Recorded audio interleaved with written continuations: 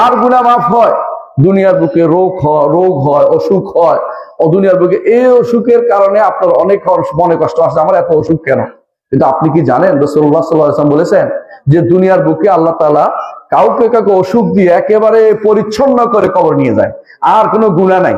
ইমানদার হইলে তাকে এটা করে। আর কাফেরকে ছাড় দেয়, তার রোগ শোক কিছু হয় না, কারণ তার জন্য আখিরাতে কঠিন শাস্তি অপেক্ষা করছে। সেই জন্য ঈমান নিয়ে কবরে যেতে হবে। ঈমান কবরে আছে, ঈমান নিয়ে কবরে গেছেন, গুনাহ আছে, অন্তত বিভিন্ন কারণে গুনাহ মাফ হয়ে যাবে। একটা ঈমানদারের গুনাহ কি কি কারণে মাফ হয় জানেন তো? একটা ঈমানদারের গুনাহ মাফ হয় তওবা করলে, ইস্তেগফার পড়লে, রোগ শোক হইলে, এবং বড় নেক কাজ করলেও গুনাহ মাফ হয়। যেমন হজ করলে গুনাহ মাফ হয়, সালাতের দিকে হেঁটে গেলেও গুনাহ মাফ হয়, যখন ওযু করেন তখন গুনাহ মাফ হয়। অর্থাৎ নেক আমলের কারণে গুনাহ মাফ হয়। চারটা জিনিস বলছি, ঈমানদারের গুনাহ মাফ হয় দুনিয়াতে চারটা জিনিসে, জীবিত অবস্থায় চারটা জিনিসে। একটা হলো তওবা করলে, ইস্তেগফার করলে, ক্ষমা চাইলে।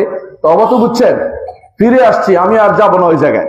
তওবা তো ফিরে আসছি, আর ইস্তেগফার তো মুখে বলছি। আর তওবা আপনাকে অন্তরে, মুখে, কর্মকাণ্ডে সব দিক দিয়ে করতে হবে, সব রকমের। আর মুখে ইস্তেগফার, আল্লাহ আমাকে ক্ষমা করো, আল্লাহ আমাকে ক্ষমা করো, আল্লাহ আমাকে ক্ষমা করো বলতে পারেন। সালাতের মধ্যে আপনি বলেন, এবং সালাতের মাঝখানে আপনি বলেন, শেষ বৈঠকে বলেন আল্লাহুম্মা আগফিরলি, বলেন না? আমরা সবাই বলি এটা। এবার আল্লাহ আমাকে ক্ষমা করে দাও। আল্লাহ যদি ক্ষমা করেন দুনিয়ার বুকে আপনাকে, এই চারটি কারণে ক্ষমা করে, তওবা করলে, আর কি ইস্তেগফার করলে, নেক আমল করলেও ক্ষমা করে দেয়। আল্লাহ বলছে ইন্নাল হাসানাতি ইউযহিবুনাস সাইয়্যাত। যখন আপনি নেক আমল করবেন আপনার গুনাহ সমূহ ক্ষমা হতে থাকবে।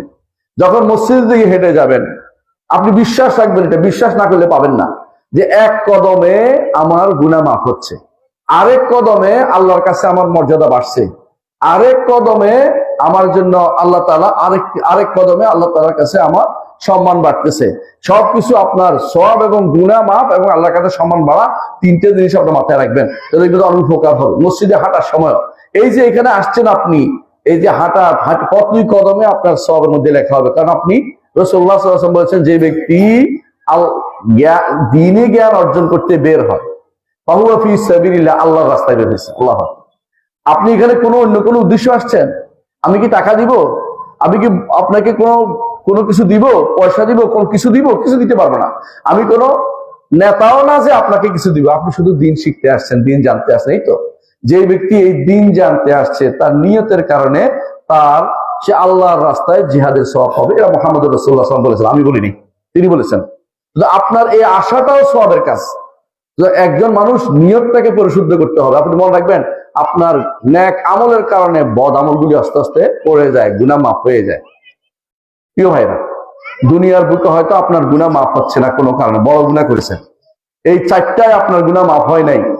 কবরে যাচ্ছেন, মরে গেছেন, মরে যাওয়ার পরে যদি ফিরে আপনার জন্য 40 জন তাওহীদবাদী, যারা সত্যিকারের তাওহীদবাদী আছে, তাওহীদবাদী বুঝেন কিনা বুঝাবো আপনাদেরকে, এইরকম ব্যক্তি 40 জন যদি আপনার জন্য দোয়া করে, ক্ষমা চায়, তার ক্ষমা হয়ে যাবে। সুবহানাল্লাহ, আমার কথা রাসূল হাদিস এটা। যে ব্যক্তি মারা গেছে, 40 জন যদি, যারা আল্লাহর সাথে শরীক করে না এমন ব্যক্তিরা দোয়া করে, ওই ব্যক্তিকে আল্লাহ তাআলা ক্ষমা করে দেন।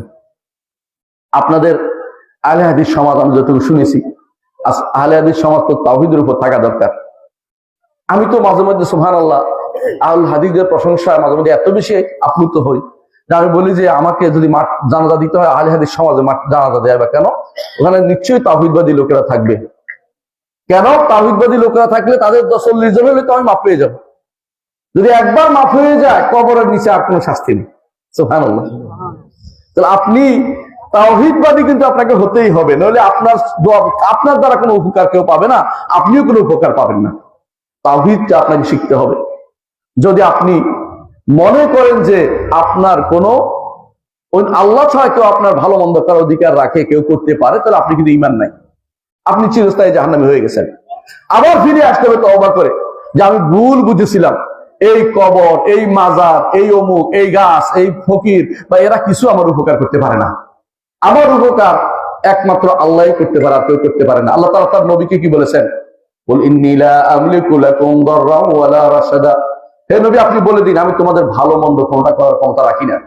নবী যেখানে রাখে না, এইখানকার মানুষগুলি কে করতে পারে আমাকে বলেন তো? দুনিয়ার মানুষ আপনার উপকার করতে পারে মাত্র যেই ব্যক্তি 3টা গুণ আছে তার, সে ব্যক্তি শুধু আপনার উপকার করতে পারে। 1 নম্বর হচ্ছে জীবিত, 2 নম্বর হচ্ছে উপস্থিত, 3 নম্বর হচ্ছে সক্ষম। এই 3টে গুণ না থাকলে আপনার উপকার করতে পারে না। কথা বুঝছেন কিনা?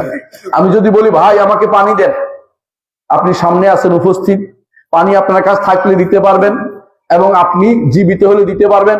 মরা মানুষ উপস্থিত থাকলে তো আপনার উপকার করতে পারবে না।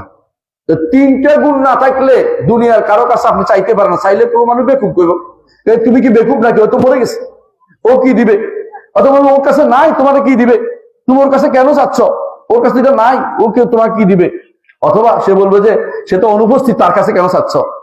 এই জন্য কবরওয়ালা কিছু দিতে পারে না। আরে ভাই কবর নয় শুধু, সুবহানাল্লাহ।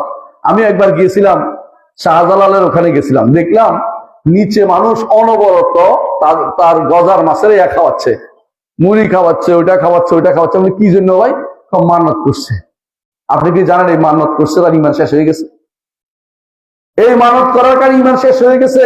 কারণ মানত কার জন্য হবে? একমাত্র আল্লাহর জন্য। মানত পুরা যদি করেন তো সওয়াব হবে, না হলে গুনাহ হবে।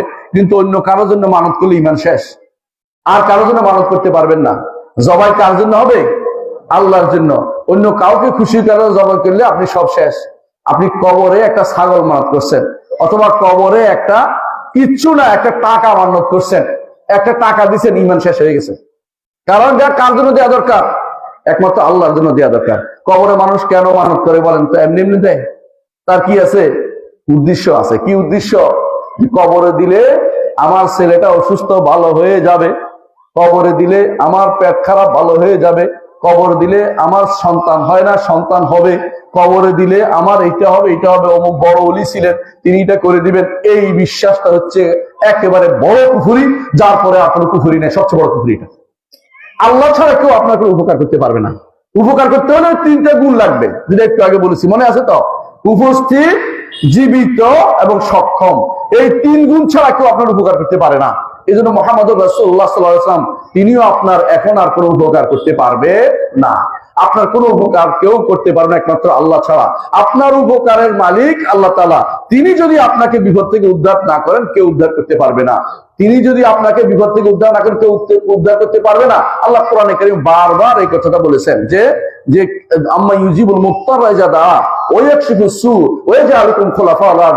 যে ব্যক্তি বিপদে পড়ে ডাকে আল্লাহকে, শুধুমাত্র তিনি শুধু উদ্ধার করতে পারেন, কেউ উদ্ধার করতে পারে না। যদি কেউ বলে, আমার দেশে একটা জিনিস শুনে আপনি বুঝতে পারবেন, অনেকে যদি বলে যে উপকার করতে পারে না, বলে আমি তো উপকার পাইছি, বলে না?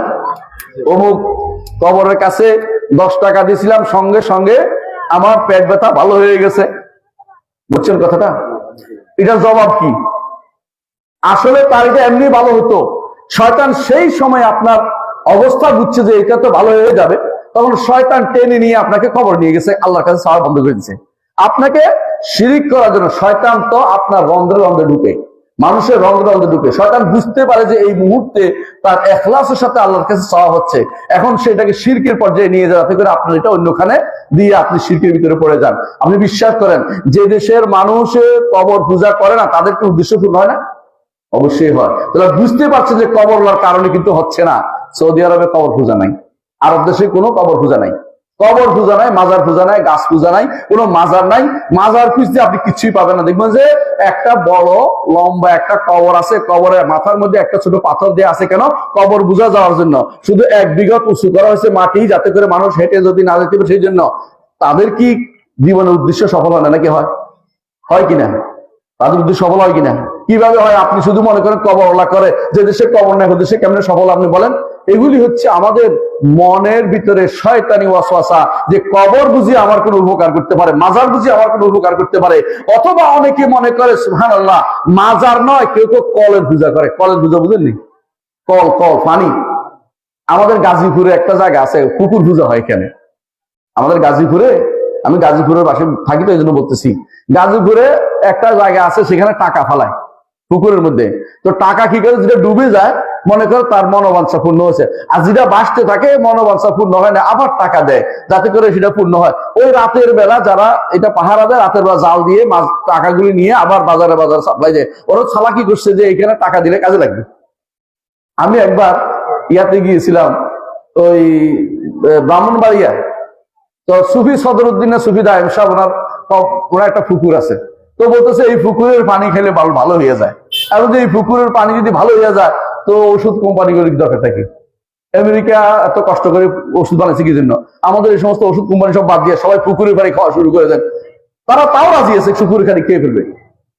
আমি একবার আমাদের ঝিনাইদহ, যেখানে আমি আব্দুল্লাহ জাহাঙ্গীর রহমতুল্লাহ ওখানে ট্রাস্টে আমি বসি 2 দিন, সেখানে শুনলাম কি ঘটনা, পত্রিকায় পরের দিন আসছে, এক বুড়ি গেছে পাশের বাড়িতে বেড়াইতে গেছে। বলে কি গো, কি হয়েছে?